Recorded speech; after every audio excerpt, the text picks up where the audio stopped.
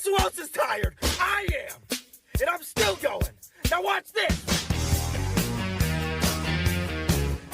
Welcome back to the show. My name's Mark Nixon. Just 3 days ago, former conservative leader Erin O'Toole pulled off the most pathetic, backstabbing, establishment whore sellout move in Canadian political history.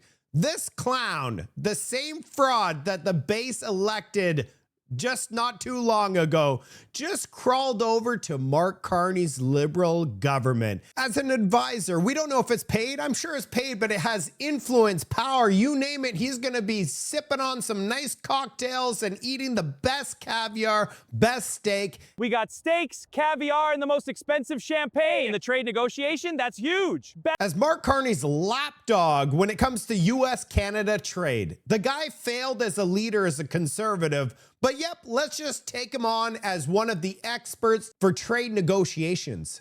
Should this guy be at the table for Canada's most important file? He actually came out and said influencers like myself are the reason that Pierre Poilievre will definitely lose next election. They're gonna lose because of people like me spreading truth out to the public. You can't make any of this stuff up, Canada. I've got his exact words in the Walrus as proof. Stick around because this is the timeline of the pure, disgusting betrayal that they don't want you to see. Let's get into this report.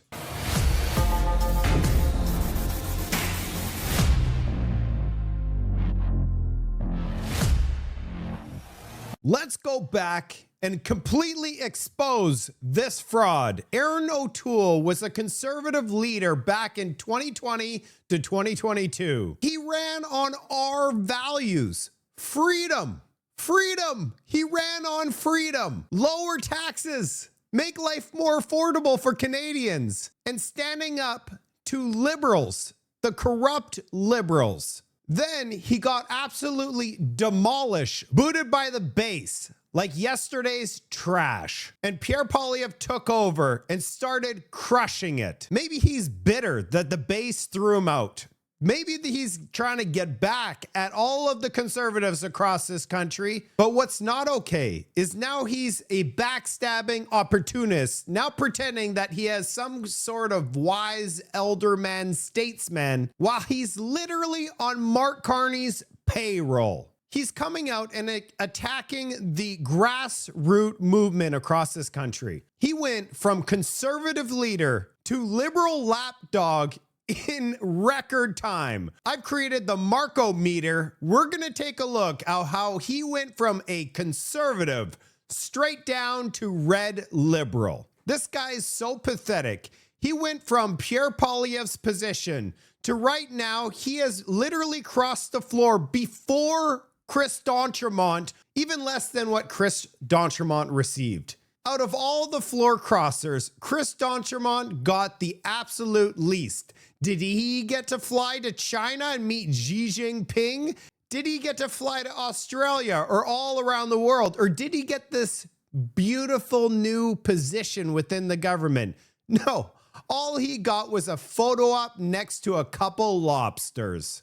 I've created the Marco meter showing Erin O'Toole's progression from conservative leader straight down to Mark Carney's lapdog. Here's when Erin O'Toole won as a conservative leader, claiming he is straight conservative to the heart. He is the #1 conservative. O'Toole is the new leader of the Conservative Party of Canada. Congratulations, Mr. O'Toole. The Ontario MP ran a campaign pitching himself as a true blue conservative, often combative, speaking out against what he called the radical left and Twitter mobs.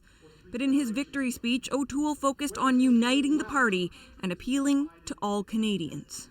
And here we have Rosemary Barton explain that Erin O'Toole is trying to pitch to all Canadians, more centrists in the middle, so that he could attract all the Canadians across this country to vote for the Conservatives. What we heard from Erin O'Toole throughout the campaign, and was often negative in tone, frankly, particularly criticizing the government. Here, certainly there was criticism of the Liberal government and things that the Conservative Party would do differently, but there was also a real appeal to a broad swath of Canadians, and perhaps Canadians that haven't looked at the Conservative Party in some time, for them to try and reconsider, give the Conservative Party a second look. There was parts of the speech that addressed Alberta, because he realizes that there's a question of Western alienation that is still prevalent in this country, and a part of the speech that reached out to Quebec as well, even though he admits his French is not perfect, appealing to Quebec nationalists that the Conservative Party could be a place to call home. So in terms of the speech of a leader, of someone who wants to be Prime Minister one day,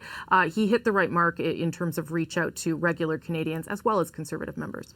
On my Marco-meter, Erin O'Toole was at the very top. He was Conservative. What happened? His time was short, only 2 years, and then he was rejected and lost as the Conservative leader. Check this out. Very important. So that Erin O'Toole's time has been up for some time now. A lot of MPs, a lot of senators, well, we actually know of one senator who is out there, Senator Denise Batters, are frustrated with how Erin O'Toole managed the election campaign. They felt he fumbled it. And then in last week's report, it was the post-election report, it didn't seem to blame him for any of the faults. What they feel is that he wasn't authentic, that he kind of flip-flopped on a lot of issues, like when it came to guns, when it came to the carbon tax, and also right down to what type of conservative he actually is, pitching himself as a true blue conservative in the leadership race and then going into the election campaign and moving it more towards the middle. So they say they're unhappy with that.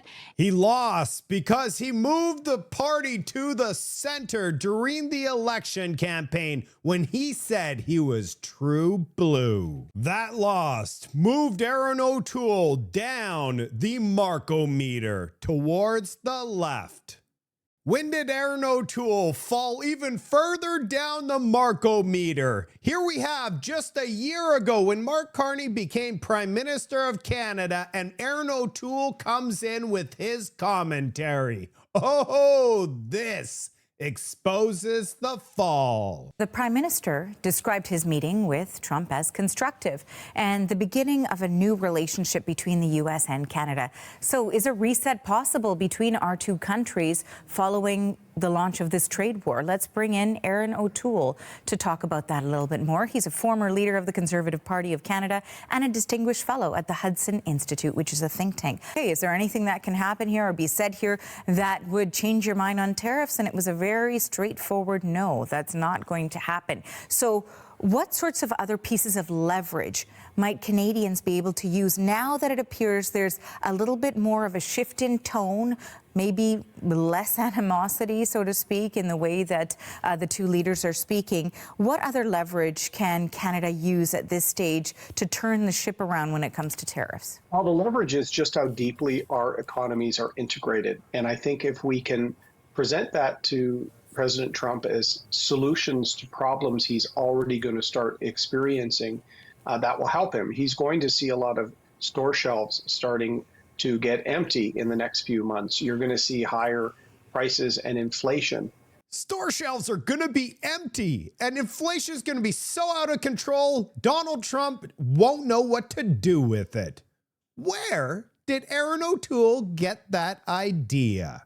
As soon as Mark Carney won the election, it looks like Erin O'Toole was calling Mark Carney saying, "Congratulations on your massive victory. I'd love to learn some economics 101 from you." What is your reaction to the White House's confirmation of 25% tariffs against your country? Well, look, I think President Trump probably thinks that we in Canada will cave in, but we are going to stand up to a bully. We're not going to back down. We're united, and we will retaliate.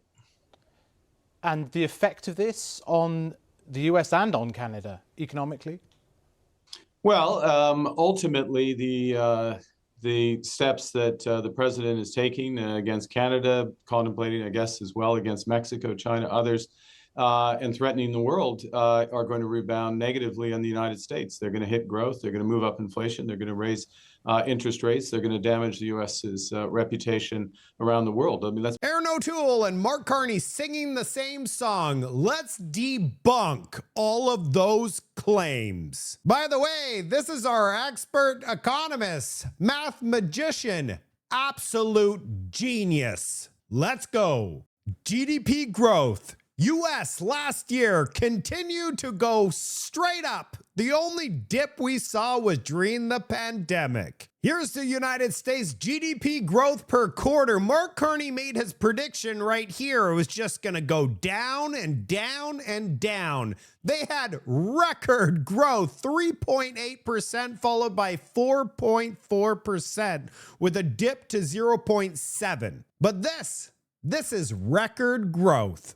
And this chart came out 2 days ago. Look at America and look at Canada. I showed you America's GDP quarterly chart. Here's Canada's quarterly chart. Last year we had negative, but we had one positive of just 0.6%.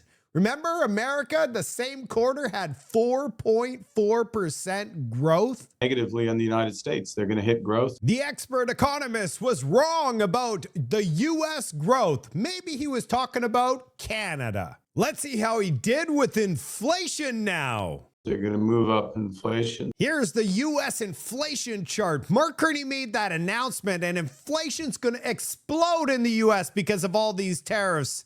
It looks like it did absolutely nothing. But what happened in Canada? Here's the one-year food inflation forecast for the world.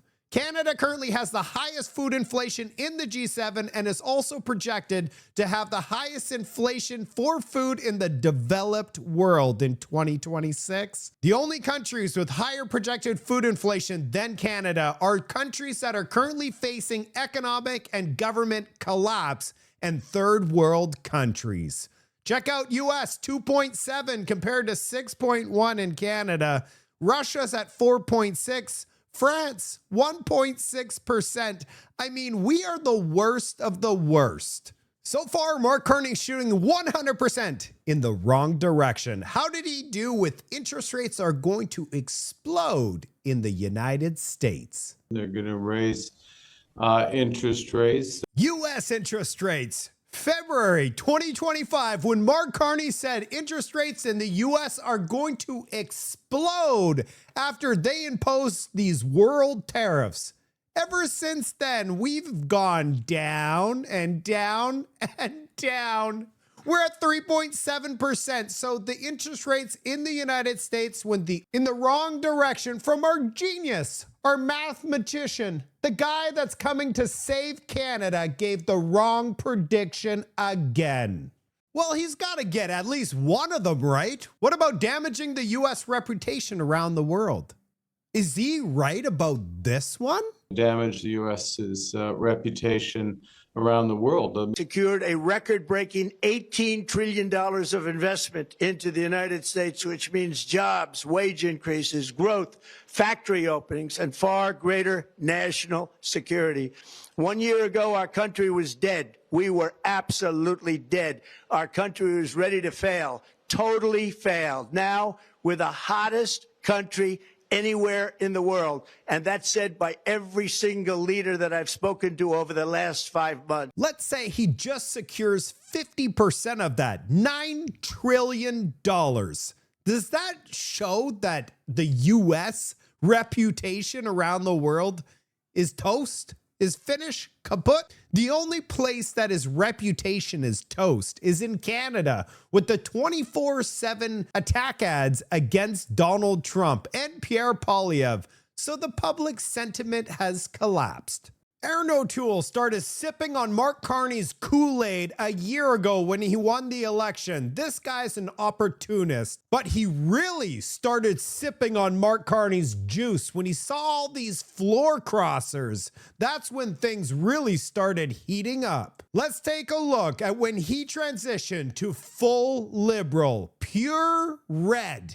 No blue. Blue is gone. He doesn't even have an ounce of conservative left. He's going to play the conservative card, in fact, in order to sabotage Pierre Poilievre and the conservative movement, including me as an independent content creator. You know, look, when there's an opportunity like advisory gigs, these are not charity. These come with travel, expenses, future board seats, speaking fees, and a whole lot of taxpayer gravy train. Here's the moment that Aaron O'Toole went full liberal. He went pure red on December 31st of 2025, 500,000 views. He wrote an article saying he has advice for Mark Carney. Keep it up. Keep it up. Keep it up. That is the moment that we all found out he left conservatism altogether and joined the red team. We got to update our Marco-meter. Aaron O'Toole has officially reached rock bottom. He is officially red liberal. There's no coming back from this one. When I saw the Keep It Up Mark Carney post, I was in shock. I could not believe I saw a conservative encouraging Mark Carney to continue the destruction of Canada. Keep it up. That's what he said. Well, Moose on the Loose was not happy as well, and he said, O'Toole, you are a traitor. Yeah. That's all I have to say. And I felt the exact same way. Look at Mark Carney's conflict of interest. Everything he touches, he has interests, financial interests in every single project that he announced. He has financial interests in. He's getting rich off of Canada. So the story gets even more wild. Aaron O'Toole read Moose on the Loose post about conflict of interest, and he wrote, the wildest and often the dumbest comments always come from anonymous accounts. Anonymous accounts. Your sheet also reads like someone who knows how to use ChatGPT but has zero clue about any of the issues. Be better in 2026, Moose. This is his response. He's supposed to be a conservative. If you're a conservative and you don't know the Moose chart and Moose on the Loose and you call yourself a conservative, and then it says that Moose on the Loose, all of his information is from ChatGPT, this is insane. I find it incredible that Aaron O'Toole calls himself a politician and doesn't know who Moose on the Loose is, #1 independent political commentator in Canada with 72.6 million views in the last 12 months. And my YouTube channel has reached 37,500,000 in the last 12 months. But Aaron O'Toole knows who I am. He is actually following me on my Twitter X account, so he's gonna find out about this video. Good. Aaron O'Toole wasn't even finished. Then he writes, the algorithm lets people believe anyone knows their work when in reality it's a large echo chamber. The chart is laughable given the timeline of most things on it. Happy to discuss if you want. The use of words traitor also shows immaturity. Be better, David Moose. And all I have to say is if you moose around, you're about to find out. Then Aaron O'Toole 2 weeks ago says, yay, Mark Carney. I agree with you 100%. The Prime Minister will have to shake up the status quo in Ottawa to ensure it happens. Then Mark Carney does his YouTube video on Sunday, and here comes Aaron O'Toole. I really like this video, Mark Carney. You are the man. I love you, Prime Minister. We now know why Aaron O'Toole drank all that liberal Kool-Aid, because this is not a volunteer service. This is access, influence, networking, future board seats, speaking fees, a fat taxpayer-funded paycheck, while the rest of us get completely screwed by liberal incompetence. Prime Minister Mark Carney has appointed a new advisory committee he hopes will help develop strategies for how Canada should approach its economic relationship with the U.S. These new advisors are experts from a variety of industries with diverse political backgrounds, including Aaron O'Toole, the former leader of the Federal Conservative Party who served as MP for Durham. He joins us now to talk about this new advisory committee. Thanks so much for your time, Mr. O'Toole. Good morning. Your thoughts on this very diverse committee Prime Minister Mark Carney assembled, and your reaction when you were approached with the idea? Well, I was honored to be asked.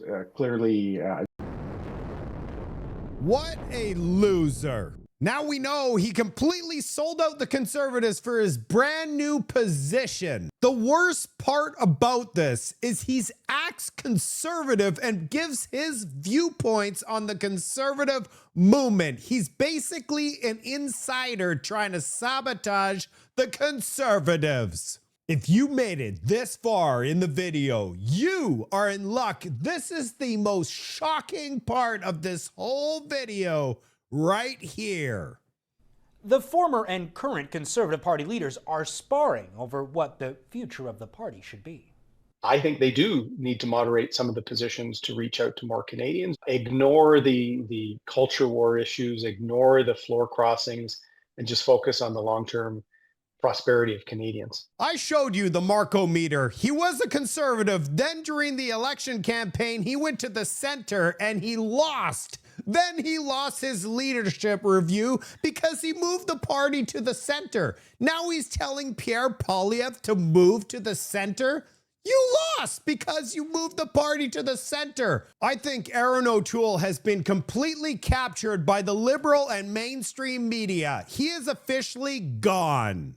And expanding who they talk with. Those people don't give up, so I don't give up. Including to many conservative social media influencers. Is that the pleb? Some of whom. By the way, I was on the Plebs Christmas Live, and Pierre Poilievre came on right after me. Whom received media accreditation during the 2025 election and Conservative convention. By the way, they're referring to me because I was an influencer at the Conservative conference that just passed. They're talking about me. Some of the influencers within the Conservative movement now are the biggest gifts to the Liberal Party I've ever seen.